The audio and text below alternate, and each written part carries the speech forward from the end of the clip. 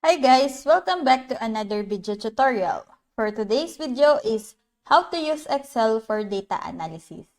It's just pretty quick and simple, so let's go. Here are some steps on how to use Excel for sales data analysis. Now, what we're going to do is open up Excel, and as you can see, I have here the already data for the tutorial. And this is a quarterly sales report for toys products. And as you can see here, you can see the product name and the quarters and the total of sales. So first thing you're gonna do is make sure you organize your data. Make sure your sales data is organized in a way that makes sense for each analysis. Each row should represent a single sale transaction, while each column should represent a variable such as date, product, price, or quantity.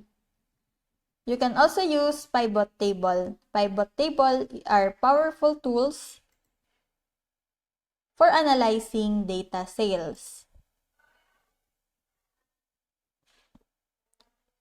So as you can see here, we have here the pivot table. So they allow you to summarize and group data in various ways such as by product, region, or time period. Use pivot table to analyze your sales data and identify pattern or trends.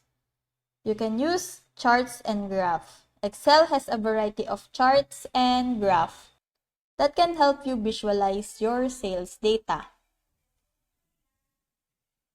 Use them to identify trends, compare products or regions, highlight areas for improvements. So as you can see here, there is a graph and data here.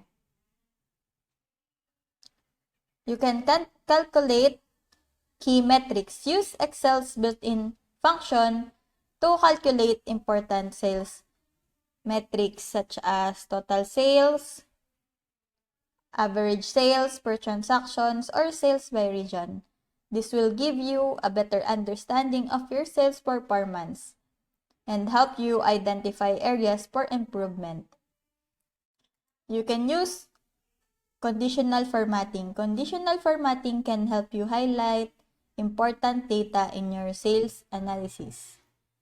For example, you can use conditional formatting to highlight the best performing products or regions, or to flag transactions that fall outside normal range.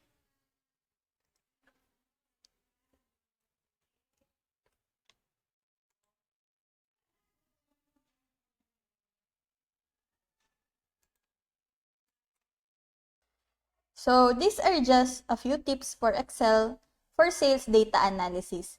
With practice, you'll become more familiar with Excel's feature and be able to analyze your sales data more efficiently. So that's it. I hope that this video helps, and if you have any questions or comments, kindly put it in the comment section below and make sure to subscribe and like to our channel. Thanks!